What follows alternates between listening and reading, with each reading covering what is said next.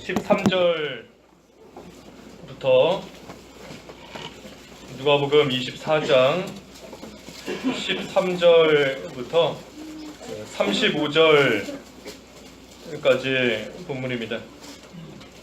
32절부터 35절까지만 봉독하겠습니다. 누가복음 24장 32절에서 35절까지만 봉독하겠습니다. 32절. 그들이 서로 말하기를 그분께서 길에서 우리에게 말씀하시며 우리에게 성경을 열어주실 때에 우리 마음이 우리 안에서 뜨거워지지 않았는가 라고 하였다. 그들이 그때 바로 일어나서 예루살렘에 돌아가 보니 11 제자들과 그들과 함께한 자들이 모여있어 말하기를 주께서 과연 살아나셨고 시몬에게도 나타나셨다 하니 두 사람도 길에서 일어난 일들과 빵을 떼실 때에 자신들에게 알려지게 된 것을 이야기하였다. 제목은 엠마오로 가는 두 제자의 신앙입니다. 엠마오로 가는 두 제자의 신앙. 그래서 본문은 13절에서부터 35절까지가 본문입니다. 13절에서 35절 엠마오로 가는 두 제자의 신앙. 그 13절과 14절에 보면 이 두 제자가 예루살렘을 떠나서 엠마오라 하는 마을로 내려가고 있었습니다. 그때에 이 모든 일어난 일들에 대하여 서로 이야기하였다. 이 일어난 일들은 예수님의 그 부활을 가리킵니다. 예수님께서 십자가에 못 박혀 죽으셨지만 3일 만에 다시 부활하셨다. 그 소식을 지금 들은 겁니다. 그래서 엠마오로 내려가면서 이 두 제자가 서로 예수님의 부활에 대해서 이야기하며 가고 있었던 겁니다. 이 제자가 내려가는 거 이것은 합당치 못한 일인 겁니다. 지금 예수님께서 부활하셨다라고 하는 소식을 들었으면 이 엠마오에 있는 그러한 사람들도 오히려 예루살렘으로 올라가야 되는 겁니다. 예루살렘에서 떠나 있던 그러한 자들도 도리어 예루살렘으로 올라가서 예수님의 부활을 직접 확인하고 또 그 복음 안에서 거하고 머무는 그러한 생활이 돼야 하는데 오히려 이 제자들은 지금 정반대의 길을 가고 있는 겁니다. 예루살렘을 떠나서 엠마오로 가고 있다. 이것은 다시 말하면 예수님의 일에 무관심한 겁니다. 예수님 부활하셨다는 소식을 들었으면서도 그 일에 별 관심이 없기 때문에 그 예루살렘을 떠나서 지금 자기 볼일 보러 자기를 위해서 엠마오로 내려가고 있는 겁니다. 딱 한마디로 말하면 믿음에서 떠나서 세상으로 가는 생활 하는 겁니다. 믿음에서 떠나서 세상을 향해 나아가는 그러한 생활 하는 것이 바로 이 엠마오로 향해 가는 두 제자의 지금 모습인 겁니다. 그래서 이 두 제자가 엠마오로 가면서 예수님에 관한 이야기를 서로 나누었다. 엠마오로 가면서 예수님에 대한 이야기를 나누고 있는 것을 보면 그 예수님에 대해서 아주 관심이 없는 것은 아닌 겁니다. 어느 정도 관심이 있기는 하지만 그 일에 깊이 참여하지를 못하고 있는 겁니다. 예수님에 대해서, 예수님의 부활에 대해서 관심은 있기는 있지만 그 일에 깊이 참여하지 못하고 그저 세상을 향해 내려가고 있다. 오늘날 우리도 이 제자들의 모습과 똑같을 때가 있는 겁니다. 하나님의 말씀을 듣지만 그 말씀, 나와는 무관한 말씀으로 들을 때가 있는 겁니다. 하나님께서 나에게 주시는 말씀으로 듣지 못하고 그저 한 귀로 듣고 한 귀로 흘러 떠내려 보내고 또 귀로는 들었지만 또 우리의 실제 몸은 세상을 향해서 계속해서 걸어 내려가는 그러한 생활 할 때가 많이 있다는 겁니다. 지금은 바쁘니 나중에 살펴보겠다 하는 것과 똑같은 겁니다. 예수님의 부활에 대한 그 소식을 듣기는 들었지만 지금은 엠마오로 내려가는 것이 바쁘니 예수님의 부활에 관한 것은 나중에 알아보겠다. 없었다는 겁니다. 우리도 하나님의 말씀을 듣고 그 말씀 안에 거하면서 그 말씀대로 살아가야 되는데 지금은 좀 바쁘니, 지금은 시간이 좀 없으니, 지금은 해야 될 것이 있으니 이거 먼저 하고 그 다음에 알아보겠다, 그 다음에 말씀대로 살겠다 하는 거, 이 엠마오로 향해 내려가는 제자들의 모습과 똑같은 겁니다. 그래서 이 둘이 엠마오를 향해 내려가고 있는데 그때 15절에 그들이 서로 이야기하며 토론할 때에 예수께서 친히 가까이 가서 그들과 동행하셨다. 이 세상을 향해 내려가고 있지만 그러한 제자들을 예수님께서 버리시지 않은 겁니다. 예수님께서 내버려 두지 아니하시고 친히 찾아오셔서 그들과 동행해 주셨다. 이것이 하나님의 은혜인 겁니다. 이것이 우리를 향해서 베풀어 주시는 하나님의 사랑인 겁니다. 우리는 하나님의 말씀을 듣고도 나를 위해서 이루어 주시는 그 일을 알면서도 세상을 향해 나아갈 때가 있는데 그런 우리를 하나님께서는 결코 버리시지 않는 겁니다. 내버려 두지 아니하시고 친히 찾아오신다. 찾아오셔서 또 옆에서 함께 하시며 동행해 주시는 겁니다. 말씀을 듣고도 깨닫지 못하고 또 깨달았다 하면서도 그 말씀대로 살지 못하고 행하지 못하고 그저 세상의 것에 빠져서 살아갈 때가 많지만 그런 우리를 친히 찾아오신다. 동행해 주신다. 그 은혜와 사랑을 우리에게 베풀어 주시는 겁니다. 그런데 문제는 16절에 그들은 눈이 가려져서 그분을 알아보지 못하였다. 이 눈이 가려져 있기 때문에 예수님께서 옆에 오셔서 동행해 주시는데 알아보지를 못하고 있는 겁니다. 영적인 눈이 딱 가려져 있기 때문에 왜 눈이 가려져 있는가? 세상에 빠져 있기 때문에 그 눈이 가려져 있는 겁니다. 세상에 빠져 있기 때문에 그 눈에 온통 세상 것만 들어오는 것이고 그 머릿속에 온통 세상의 것만 가득 차 있기 때문에 옆에 예수님이 와 계시는데도 그 예수님을 보지 못하고 그 예수님이 계신 거 깨닫지 못하는 영적인 눈이 다 가려져 있는 그러한 가운데 있게 된 겁니다.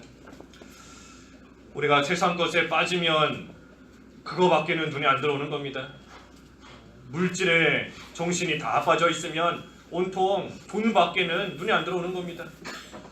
뭐 또 무슨 사업에 눈이 빠져 있다 하면 그 사업밖에는 눈에 들어오는 게 없고 머릿속에 온통 그 생각밖에 없는 겁니다. 예전에 이 목사님께서 그런 거 많이 보여주셨잖아요. 그 돈 이렇게 눈 딱 가리면은 이 돈밖에 안 보인다고 많이 우리에게 보여주셨는데 돈밖에 안 보이는 겁니다. 눈을 가리고 있기 때문에. 그래서 우리가 예수님이 우리와 함께 하시는데 내가 세상 끝날까지 너희와 함께 하겠다 약속해 주셨는데 그런데도 우리는 다른 것에 눈이 빠져 있고 다른 것에 정신이 팔려 있기 때문에 예수님을 알아보지 못하고 계속해서 세상을 향해 나아가고 있을 때가 많다는 겁니다.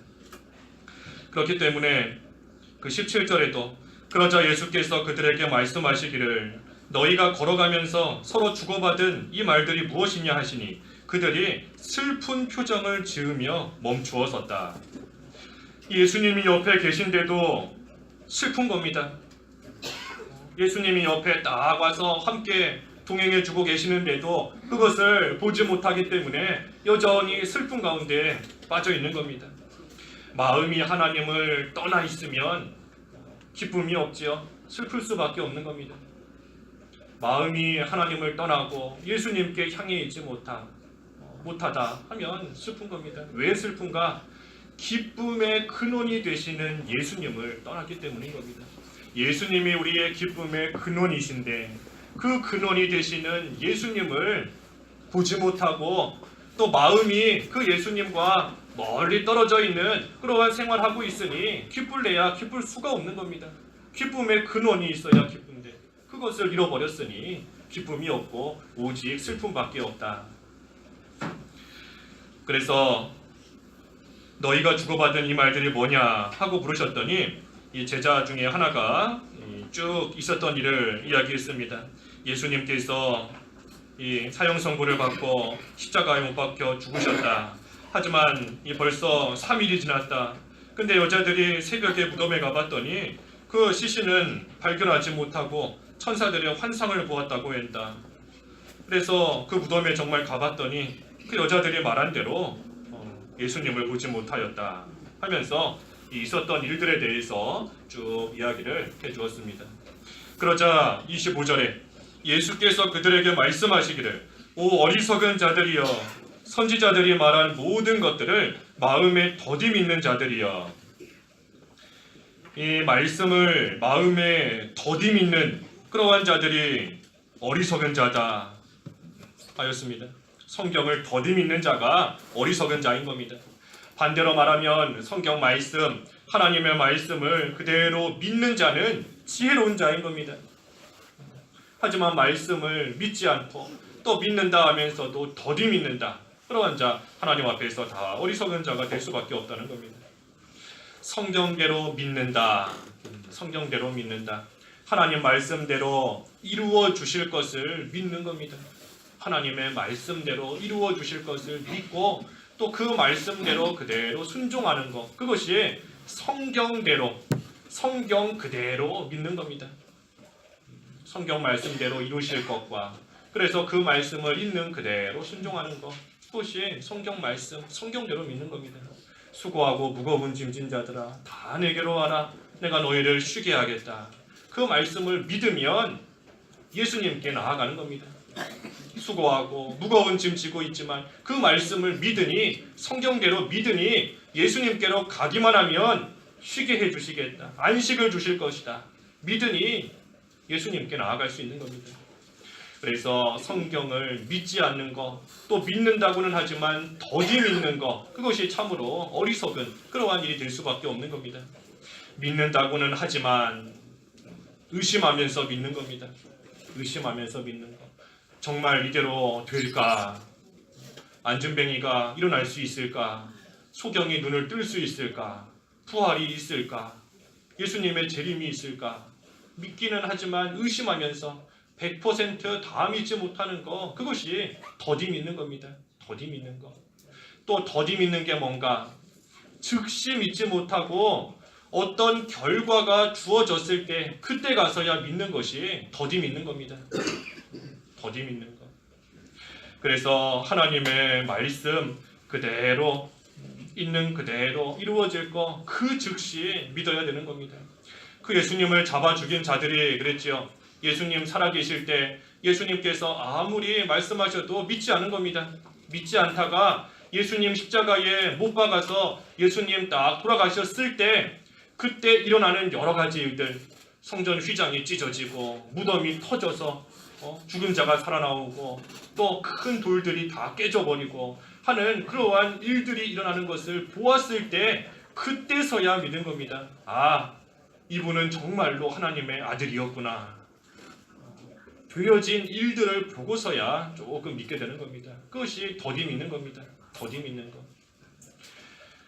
하나님의 말씀 그대로 되지 않을 것 같아 보일 때가 있지요. 되지 않을 것 같아 보일 때가 있는 겁니다. 하지만 바랄 수 없는 데서 바라고 믿는 것, 그것이 참 믿음인 겁니다. 바랄 수 없는 데서 바라고 믿었다. 아브라함이 그랬는데 바랄 수 없는 데서 바라고 믿었다. 될 수 없는 것 같은 그러한 상황 속에서 될 것을 믿는 겁니다. 아무 소망이 없고 다 끊어진 것 같은 그때에 믿는 겁니다. 그것이 참 믿음입니다. 참 믿음. 그러한 참 믿음이 부족하고 또 우리가 여전히 어리석은 자로 살아갈 때 우리를 찾아오셔서 책망하시는 겁니다.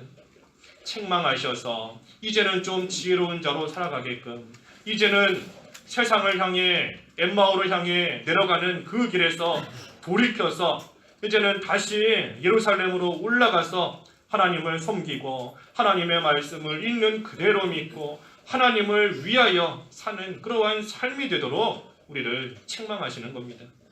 여러 가지 모양으로 책망하시는 겁니다. 하나님의 말씀으로 책망하실 때도 있고 또 인생 채찍으로 사람 막대기로 책망하실 때도 있는 겁니다. 신앙 양심을 통해서 책망하실 때도 있고 여러 가지 상황들을 통해서 발람은 말 못하는 나귀를 통해서도 하나님께서 책망하신 겁니다. 나귀를 통해서도. 그때 어디 한낱 짐승 따위가 나한테 뭐라 하느냐 하면서 무시하고 나아가면 망하는 겁니다. 하나님께서는 누구를 통해서든 무엇을 통해서든 우리를 책망하셔서 엠마오로 가는 길 이제는 가지 못하도록, 이제는 다시 예루살렘으로 올라가도록 우리를 책망하실 때 그 책망을 잘 받고 달게 받고 나아가면 소망이 있는 겁니다. 그래서 마음에 더디 있는 자들이여 하면서 그들을 책망하시면서 어리석은 자이다 하셨습니다. 그리고 26절 27절에 그리스도가 이런 고난을 당하고서 자신의 영광에 들어가야 하지 않겠느냐 하시고 모세와 모든 선지자들로부터 시작하여 모든 성경에 있는 자신에 관한 것들을 그들에게 자세히 설명해 주셨다. 이 그리스도께서 십자가의 고난을 받고 또 부활해서 영광에 들어가야 한다 하는 것이 성경에 기록되어 있지 않느냐, 그 성경 말씀을 자세하게 그 제자들에게 가르쳐 주신 겁니다. 그때 그 말씀을 들은 그 제자들의 마음이 뜨거워졌다 그랬습니다. 32절에 보면은 우리에게 32절에 우리에게 성경을 열어주실 때에 우리 마음이 우리 안에서 뜨거워지지 않았는가. 그래서 하나님의 말씀을 들을 때 성령께서 감동하셔서 그 마음이 뜨거워지게 된 겁니다. 그리고 마음이 뜨거워졌으니 이제는 잃어버렸던 그 사명, 하나님을 위해서 살아야 된다. 지금은 엠마오로 가서 자기를 위해서 살려고 엠마오로 가는 겁니다. 하지만 이제는 말씀을 들을 때 성령의 은혜로 역사로 그 마음이 다시 뜨거워졌기 때문에 잃어버렸던 사명을 다시 찾게 된 겁니다. 그래서 하나님을 위해서 살아야 되겠구나. 내가 들은 바 그 하나님의 복음, 예수님의 십자가와 부활을 전해야 되겠구나 하는 그러한 뜨거운 마음이 일어나게 된 겁니다. 엠마오로 내려가는 제자들을 다시 예루살렘으로 올라가게 한 것, 잃어버렸던 사명을 다시 찾게 한 것, 예수님에 대해서 사람들에게 전할 수 있게 한 것, 모든 것들이 바로 하나님의 말씀인 겁니다. 하나님의 말씀이 이 두 제자 다시 예루살렘으로 돌아가게 한 겁니다. 하나님의 말씀이 그들의 마음을 뜨겁게 하고 다시 변화되도록 만든 겁니다. 하나님 말씀에 그와 같은 힘이 있는 겁니다. 말씀에 힘이 있는 겁니다. 말씀이 우리 자신을 변화시킬 수 있는 것이고 말씀이 다른 사람을 또 변화시킬 수 있는 겁니다. 그러니 우리가 어찌 하나님 말씀을 가볍게 여기고 또 하나님 말씀을 읽지 않고 가까이 하지 않고 살아가겠습니까?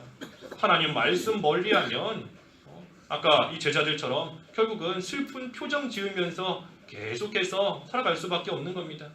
하나님 말씀 귀로 듣기는 듣지만 그 말씀 무시하기 때문에 결국 귀로는 들어도 두 발은 엠마오를 향해 걸어가는 겁니다.